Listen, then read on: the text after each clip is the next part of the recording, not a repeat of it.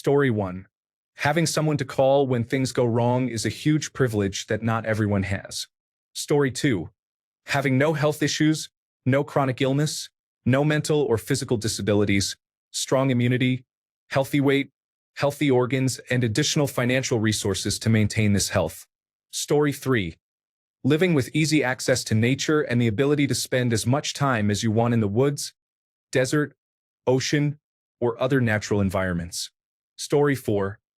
Not having to take medication first thing in the morning or right before bed. Just getting to go to sleep, and that is it. No need to worry about stopping at the pharmacy every month for a refill or worrying that your insurance might suddenly drop coverage of your medication. Story 5. Passport privilege. I once dated someone who came to the United States from India to pursue a PhD in history. They were unable to attend many conferences because of the challenges in obtaining a visa, while I could travel almost anywhere with my blue United States passport. Even if people were not thrilled by United States policies, I was still able to travel quite freely. Story 6. Intelligence. You can educate yourself and advance your knowledge, but it takes more effort for some than for others. Story 7. Generational wealth. People do not realize how much of a difference it makes. It is not just for wealthy people. Even moving up from a junk trailer to a modular home is a generational upgrade. Story 8. Postcode privilege refers to certain areas of the United Kingdom where residents have better access to employment, education, and healthcare, making them more likely to live longer, healthier lives than those in less affluent areas. Story 9. Having a shorter natural circadian rhythm than 24 hours. Those people are morning people. The ones with long rhythms are night owls. Modern society is forgiving or even lauds early to bed, early to rise, and scorns sleeping late, even if you get the same number of hours of sleep. I sleep from 2 a.m. to 10 a.m., a perfectly normal 8 hours, but I get lots of criticism for it. You have no idea how thrilled I was when I was offered an MRI appointment at 8:30 and joked, p.m., right? The scheduler apologized and said they meant 8:30 p.m. It was awesome and relaxing to go at a comfortable hour. Story 10-1. Lack of significant childhood trauma. 2. Having elders, mentors, or close friends help you understand money and the importance of investing when you are young, before easy access to this information through platforms like YouTube. Story 11. Community support. I see this often in comments referring to people working or not working, people with children, and so on. If a single mother with no community support needs to work 20 hours a week, that must occur between 8 a.m. and 3 p.m., Monday through Friday. She has to plan all shopping and visits to the doctor, social services, and so forth when she is not at work. Hopefully, she and her child never get sick. She can get daycare, but it might cost half of what she earns. She ends up working just to qualify for some social services and then makes too much for others. Now, a single mother with family or community involvement can work any hours for the most part, as long as grandma, grandpa, aunt, or a neighbor can watch the child for those 20 hours. Depending on the help, those people might take the child to appointments, help with groceries, pay bills, and so on. The mother might find better employment due to the support she has around her. A personal example. I have epilepsy, so there have been a few periods when I did not have an active driver's license. If I have a seizure, I lose it for 6 months. I have parents, a husband, and my husband's family who helped me maintain employment during those times, get to appointments, and so forth. All this to say, since it is not always tangible, community or family support is rarely mentioned in people's stories of success. Story 12. Above poverty privilege. Not rich people privilege, just that when the teacher asked you to bring a shoebox to school, you did not have to skip school because you had never owned a new pair of shoes in your life. Your parents cannot afford the $5 lunch. You cannot afford to feed friends, so they do not come over. Story 13. Passport privilege. There are weak and strong passports. If you are a citizen of a country with a weak passport, it is significantly harder to travel. Story 14. Having parents who genuinely liked you, wanted you to be happy, to feel good about yourself, and to do well in life is important. Many children are aware that their parents wish they had never been born. Some parents are not happy when things go well for their child. However, when things go badly, The child senses that the parent is pleased about it. Additionally, parents should not encourage their child's siblings or peers to bully them. Story 15. A parent in your intended industry.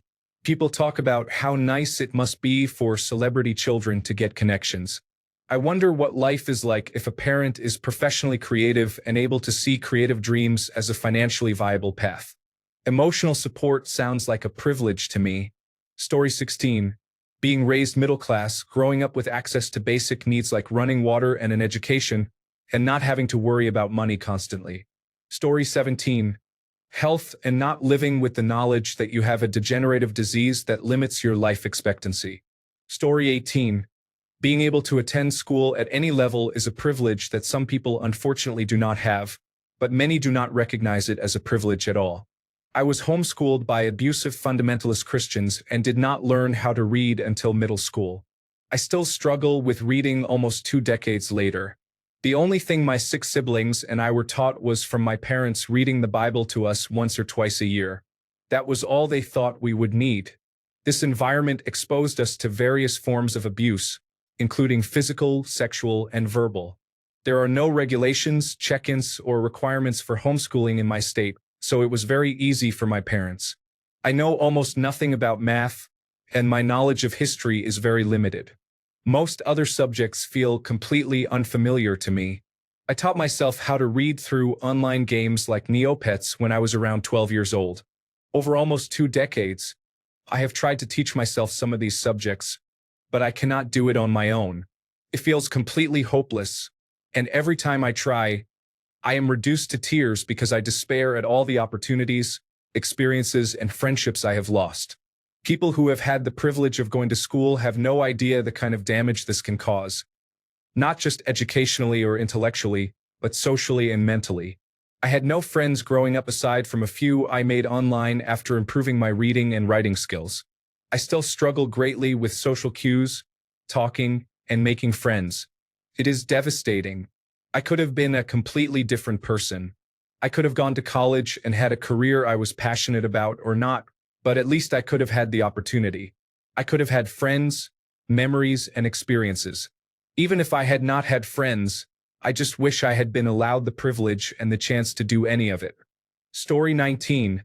Smart privilege.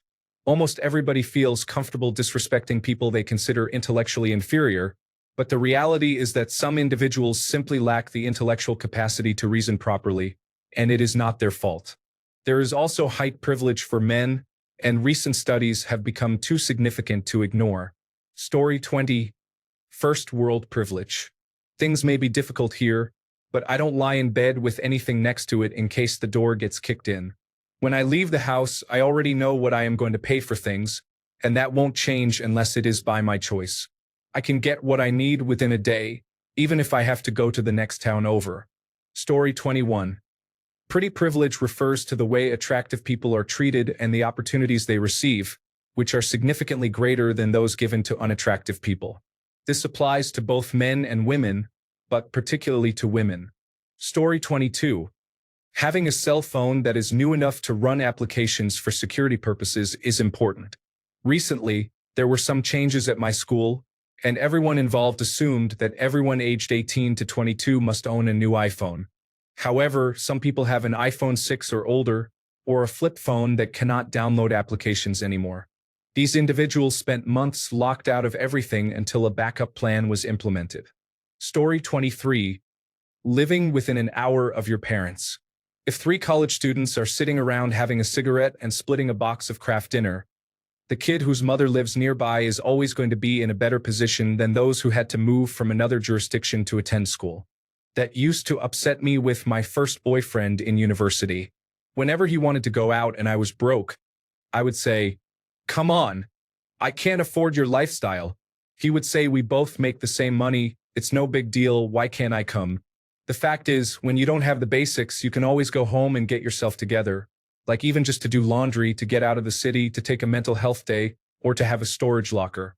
As someone who moved across the country at 18, it always baffled me how much people didn't realize how lucky they were to have their parents' house right there. Whether you get along with your parents or not, it's always a resource, a privilege. A lot of people don't have that advantage. Story 24. Name privilege may not be as significant in English-speaking countries, as they are a bit of a melting pot, but it really does affect how you are perceived when applying for jobs and other various things. Story 25. Handsome privilege. Everyone knows about attractiveness privilege, but handsome privilege exists for men too. It can even affect your employment or justice outcomes. Story 26. Having parents who are white-collar professionals helps, at least if you end up working in an office yourself. I grew up in a very blue-collar family in a small town, and I feel like there are many things that other people understand instinctively that I do not. I do not know how to dress. I mean, I wear suits, but I always feel a little off compared to the other people in the office. I do not know table manners for fancy French restaurants. I do not know how executives want to be treated. I have found restaurants online that looked nice and expensive to me, but then my boss got angry and said, "You do not expect the chief executive officer to eat here?"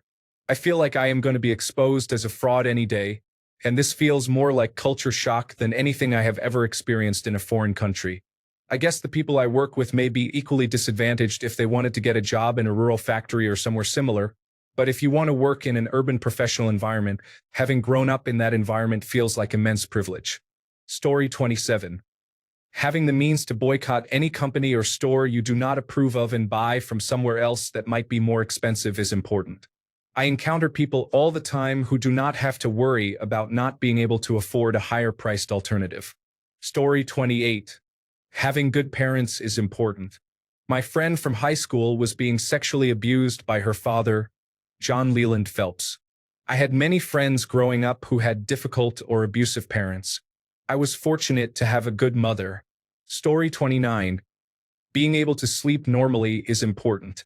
People often treat insomnia or chronic poor sleep as a minor discomfort, but in reality, it causes your brain and body to break down due to lack of sufficient restoration. Story 30. Knowing how to read well is essential. It is not just about reading, but also about comprehension and analysis skills. These skills have served me incredibly well in life, and I am grateful for them every day. Story 31.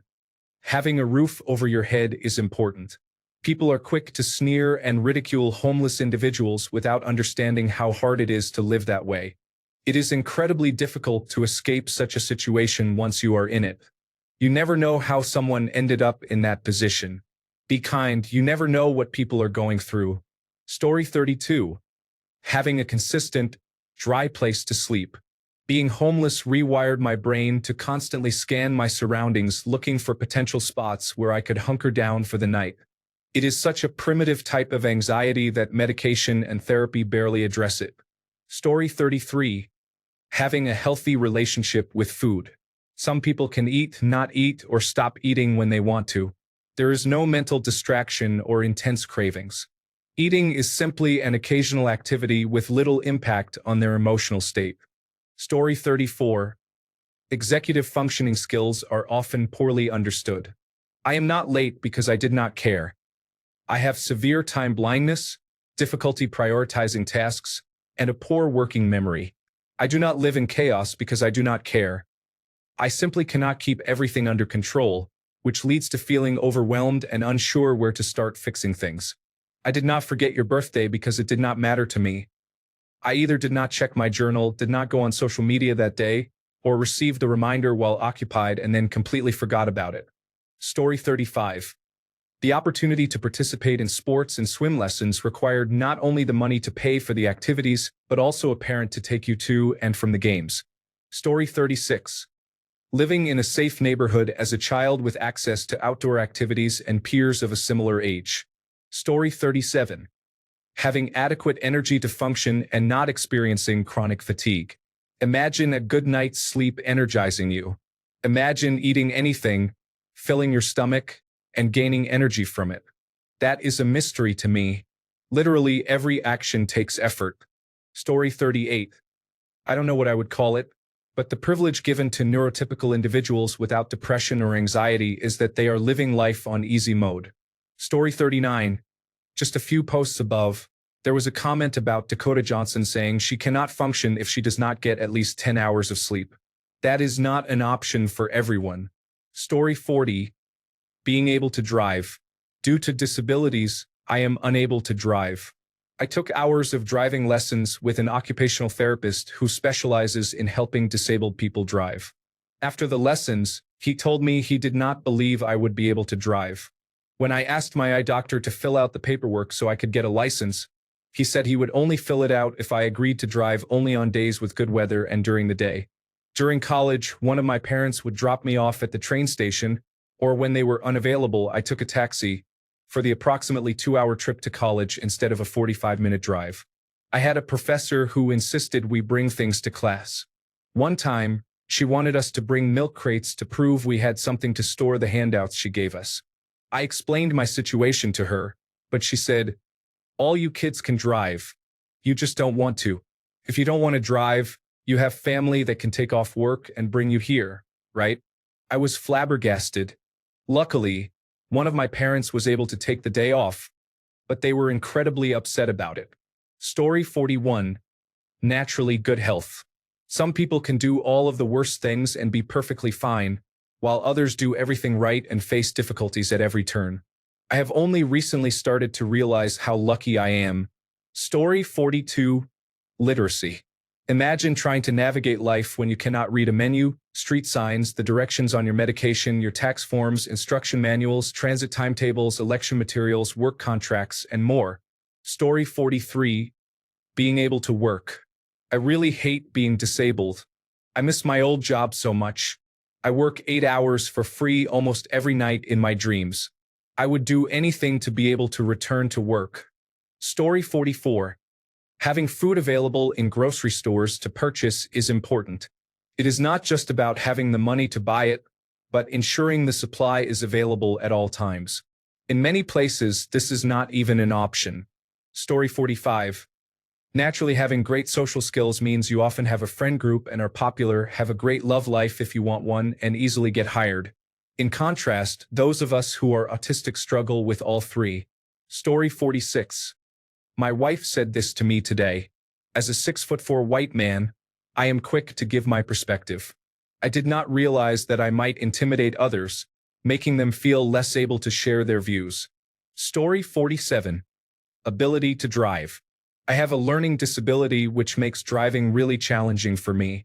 I lose large amounts of time waiting for the bus. Story 48. I will stand firm in the belief that being conventionally attractive is a greater privilege in life than race, gender, or any other factor we discuss. I have lost a lot of weight, been working out, and caring more about my appearance over the past couple of years. It has been truly astonishing how much better I am treated in the most random situations, including by people who are not even attracted to my gender. Service staff are nicer to me, as well as police and government employees. Even my doctor listens to me now. Story 49. Parents who can afford to let their adult children live with them in comfort, and adults who can move home whenever they need or want to without financial issues or expectations to contribute, have an advantage. It is unfortunate that this is necessary for many people, but it is even more difficult when they do not have stable parents who can take them back in.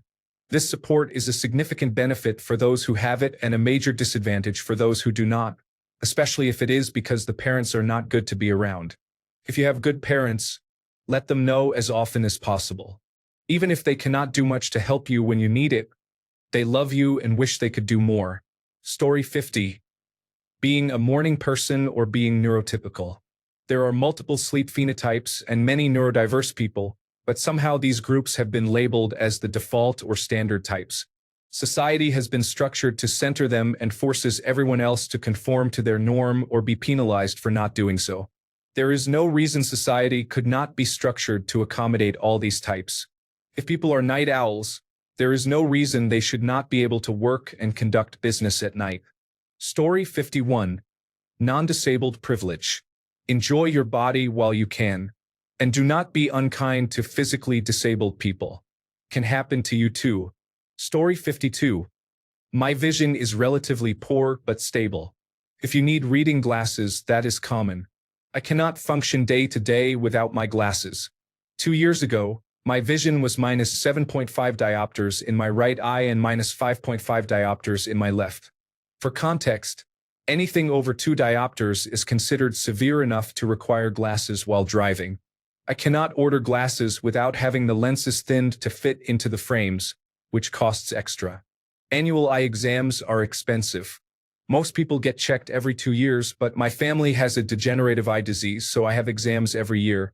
I have needed new glasses regularly for the entire 20 years I have worn them. I have a new appointment in 2 weeks to check how much my vision has changed. Story 53. Emotional safety in childhood is the difference between building a life on stable ground and constantly repairing a cracked foundation no one else can see. Story 54. Fertility privilege. It is so hard to truly comprehend the obstacles and heartache if you have had no issues. Story 55. Heightism. I am a woman who is 4 feet 9 inches tall. I have to demand that people take me seriously. People have low expectations of short individuals. They see the height and expect a child. Story 56. A college education. Those who have one seem to feel that it is ubiquitous, when in fact higher education remains beyond the reach of many. Story 57. The privilege to actually go outside and be able to hang out with your friends. I spent my whole day inside or only in the backyard. They have me as a prisoner. Send help. Story 58. In this day and age, I think it is important to be given independence and reasonable responsibilities as a young person. Story 59. Health. I recently heard a purportedly Arabic proverb. Health is a crown only the ill can see. People in good health just cannot fathom how devastating the limitations of a serious or chronic illness are. Chronic illness affects all areas of your life. You have to plan your entire existence around the possibility that your illness will act up, whether you will have access to appropriate medical care, whether you will be able to rest, and what food will be available. I have several chronic illnesses, but the one that makes the most noise is ulcerative colitis. I strongly dislike the medication advertisements for ulcerative colitis with people going kayaking and saying, "Now I can get back to my life. I just want to be able to eat a raw vegetable and not spend the night on the toilet." Or eat something spicy and walk away secure in the knowledge that I will not have an accident. Or have enough energy to stand long enough to cook a full meal without having to lie down for a few hours afterward. Kayaking is not on my radar. Story 60. Having healthy parents who remember your name, birthday, and age is a blessing. My father has Alzheimer's disease, and I wish I could go back to the relationship we once had. I did not realize how lucky I was. Story 61. Although everyone hears about it, I don't think men realize quite the level of privilege they have in such small things as well as the more commonly discussed issues. One small thing that came to mind is that outside of Vauxhall Station in London, United Kingdom, there are public urinals. They are appearing all over London, which is a brilliant idea in my opinion. However, there is not a single cubicle. Men can urinate. Women cannot.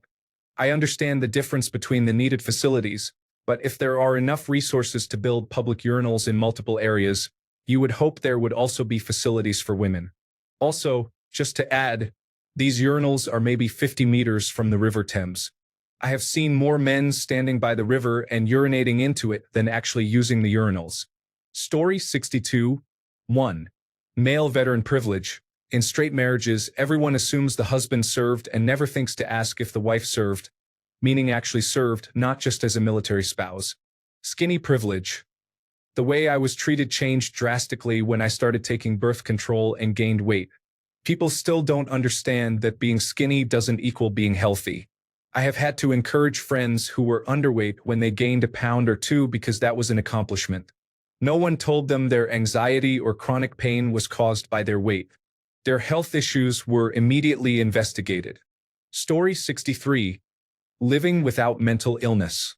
It is great that mental illness is less stigmatized than it once was, but there is still a pervasive perception among many that mental illness is akin to a moral defect and that mentally ill people are a threat of some kind.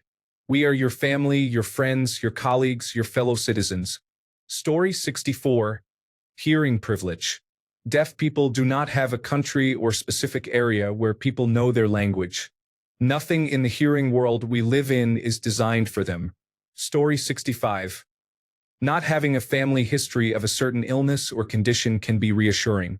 Even if you are currently healthy, it can be stressful to undergo annual screenings to ensure everything remains all right. Additionally, you may need to be more careful to avoid specific types of diseases compared to people without a genetic predisposition. Story 66. Luxury beliefs are when people hold beliefs because they will never face the consequences of those beliefs. Story 67. The fact that I am a woman, born and raised in a country where I can go outside with my head uncovered, unaccompanied, wearing jeans or a short skirt and singlet, drive myself, talk to whomever, and live my life how I want is a privilege for which I am truly grateful. Story 68. Having bills on automatic payment. Having 2 vehicles in a household. Having plenty of food in one's pantry. Story 69. Having true friends, someone who will do anything to make you feel better when you are down, and someone you do not need constant effort to keep in touch with because they understand that life can get busy sometimes. Story 70.